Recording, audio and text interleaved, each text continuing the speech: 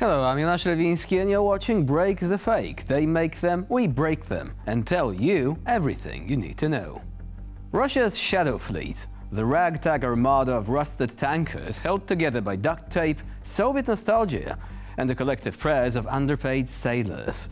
Recently, two of the vessels in the fleet, Volgoneft 212 and Volgoneft 239, gracefully sank in the Kerch Strait, spilling over 3,750 tons of oil into the Black Sea. It is truly poetic in a way. Russia's environmental terrorism doesn't even require military strikes. They just let their own ships self-destruct.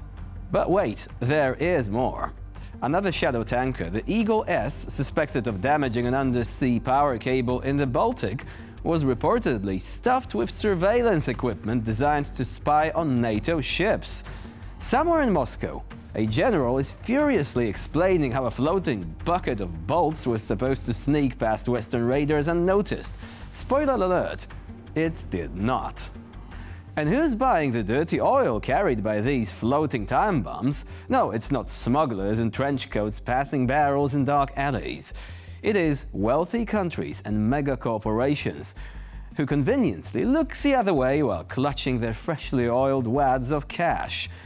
It's not like climate goals and international sanctions mean anything when there is a quick buck to be made, right? Meanwhile, back in Russia, state TV's Yevgeny Popov is frothing at the mouth, blaming the evil Americans for sinking one of their cargo ships. Naturally, there is zero evidence. But who needs evidence when your audience is already nodding along, sipping vodka and muttering something about NATO conspiracies? Еще один теракт против России, судно Ursa Major, или Большая Медведица, если перевести с латыни, затонуло у испанских берегов в Средиземном море в результате террористической атаки. Следователи компании «Оборонлогистика», которые обследовали затонувшее судно, обнаружили пробоину 50 на 50 сантиметров и следы сразу 3 различных взрывов по правому борту, в результате которых сухогруз сильно накренился и подал сигнал бедствия. 14 из 16 членов экипажа удалось спасти, 2 пропали без вести. При этом, не дожидаясь расследования, западная пресса, в том числе британская The Sun, испанская El Español, быстро сообщили, что причиной крушения стал один взрыв в машинном отделении, хотя взрыва было 3. То есть Запад намеренно прикрывает террористов. Сухогруз Ursa Major вышел из Петербурга 11 декабря, перевозил во Владивосток 2 крана для порта весом 380 тонн каждый. Еще сухогруз перевозил крышки люков для ледоколов, опять же, Северный поток. И они должны были использоваться в освоении этого морского пути, Северного морского пути. Кто именно ответственен за теракт, еще предстоит выяснить, но обещание США противодействовать развитию российской экономики мы помним.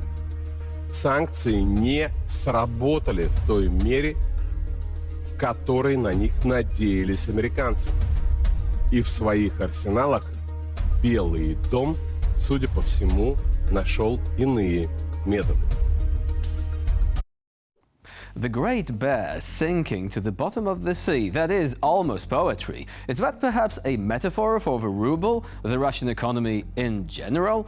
Anyway, while Russian tankers quietly poisoned the Black Sea and the Baltic, Western CEOs and politicians will continue to polish their medals for environmentalism right before wiring another payment to Moscow.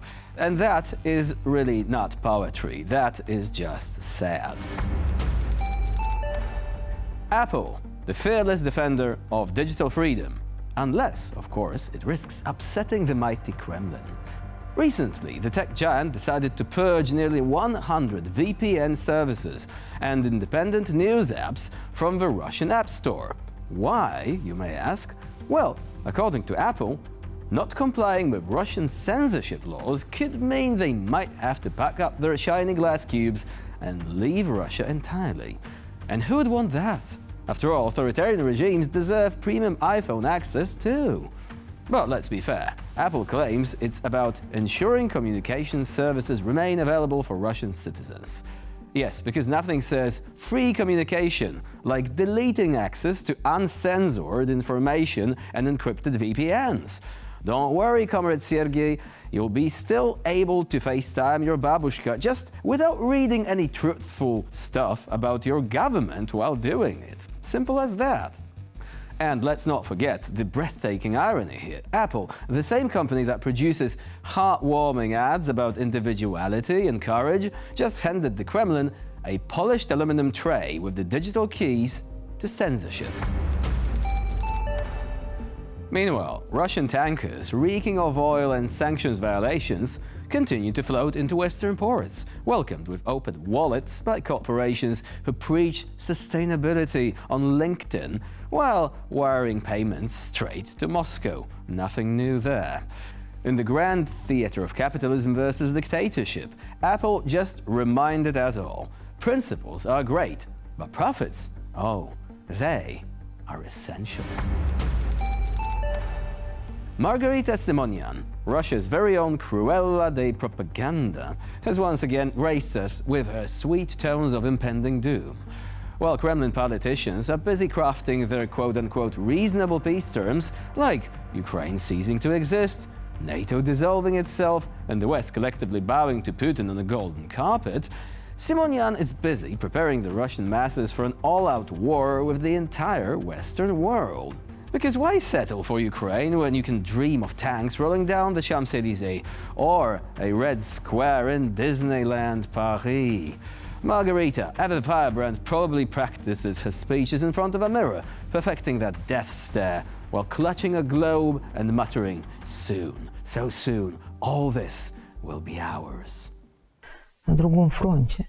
Одно дело просто оставаться в Сирии, приглядывать за порядком, там, обучать чему-то и прочее в нормальной, спокойной ситуации. Другое дело ввязываться в полноценную еще одну гражданскую войну, когда у нас своя идет война. Сам знаешь с кем и сам знаешь это не где. Упущение, правильно я понимаю? Это просто стратегически правильный выход. Я тебе так скажу. Упущение, что у нас в армии не 5-10 миллионов человек. Упущение, что у нас там, ну я сейчас совсем утрирую, да, но условно говоря, нет на каждого бойца по танку.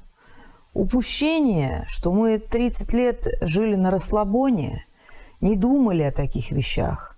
Понимаешь, ездили элиты наши в Куршавеле и все остальное, вместо того, чтобы прицельно заниматься строительством великой, могучей, а это всегда значит в первую очередь могучей в военном отношении державы.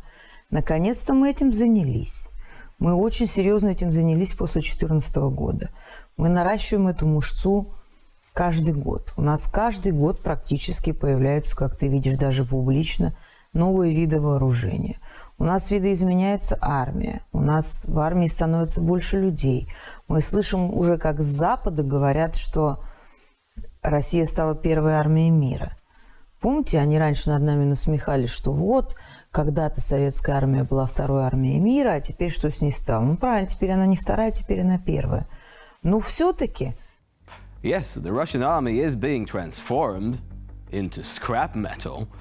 Meanwhile, somewhere in Europe, another well-meaning politician in a tailored suit is probably nodding sagely, saying, perhaps if we just give Putin what he wants, perhaps he will stop. Well, spoiler alert, he will not. But let's be real, while Simonyan bangs her war drums and Kremlin diplomats draft absurd peace treaties, ordinary Russians are still lining up for overpriced vodka and wondering why their city's new monument looks suspiciously like a cardboard cutout of an unstoppable Oreshnik missile. So, buckle up world, Margarita's speeches might sound like comic book villain monologues, but if history taught us anything, it's that underestimating Kremlin clowns often ends up with real explosions. Except some of these explosions may actually happen in Russia itself. Remember that electric scooter? Yeah, I'm quite sure you do. And with this, we conclude this episode of Break the Fake. Please stay with us here on TVP World for more latest news and updates.